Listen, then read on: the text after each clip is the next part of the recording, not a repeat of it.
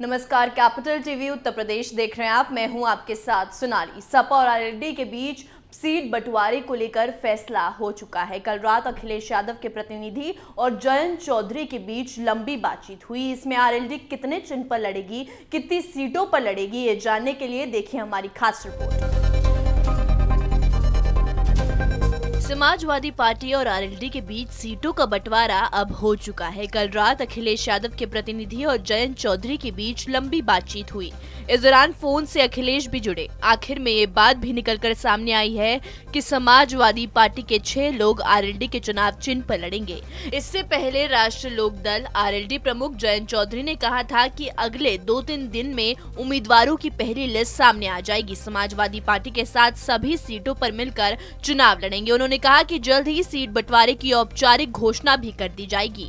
बता दें कि पिछले साल चौधरी अजीत सिंह के निधन के बाद जयंत चौधरी के सामने अपनी पार्टी के खोते जनाधर को बचाने की चुनौती है। किसान आंदोलन में जयंत को वो मौका भी दिया। जयंत पिछले 1 साल से जिस तरह आंदोलनकारियों के साथ खड़े रहे, उससे भी इन्हें खूब सहानुभूति मिली। अब जयंत को लगता है कि पश्चिमी यूपी में जाट, सिख और मुस्लिमों की बदौलत आरएलडी फिर से अपनी खोई ताकत जुटा सकती है। इसलिए जयंत अब इसका भरपूर फायदा उठाना चाहते हैं। अगर बात करें गठबंधन की, तो आरएलडी 2002 तक चुनाव में बीजेपी के साथ गठजोड़ कर चुनावी मैदान में उतर चुकी है। इस दौरान आरएलडी को 14 सीटों पर जीत मिली, जबकि 2% वोट हासिल हुए। साल 2007 में आरएलडी अकेले चुनावी मैदान में उतरी।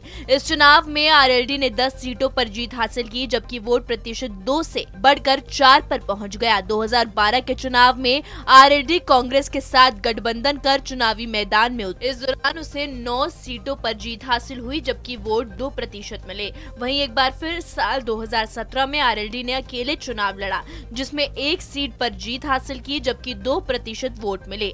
आरएलडी जाटलैंड में पूरा प्रभाव बढ़ा रही है। बागपत की छपरौली बड़ौद बागपत सीट आरएलडी के खाते में बताई जा रही है।